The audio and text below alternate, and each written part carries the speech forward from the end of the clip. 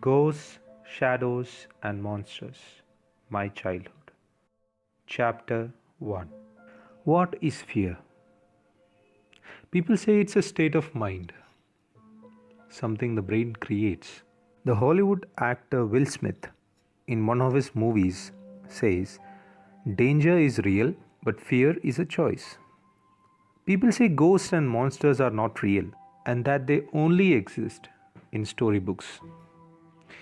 Well, my question is, where were these people when I was a child? Where were they when I was reading those storybooks, watching those movies and serials, when I was scared of my own shadow?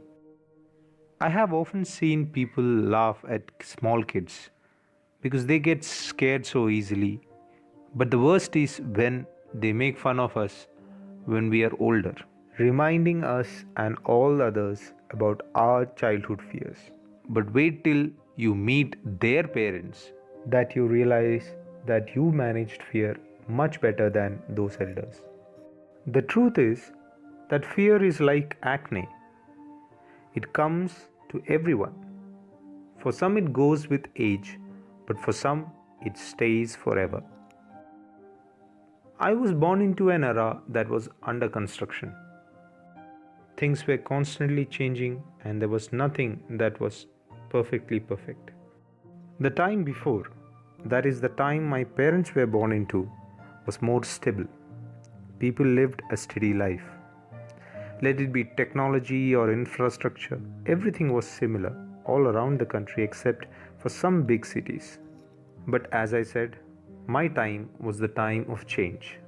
It was during my childhood that mobiles, televisions, internet, Microsoft, Facebook, smartphones, nano, etc. developed.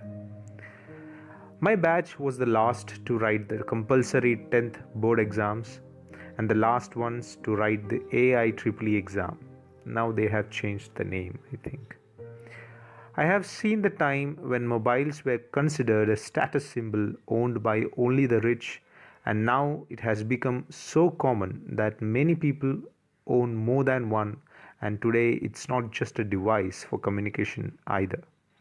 With all this, fear has also changed. It has evolved with time.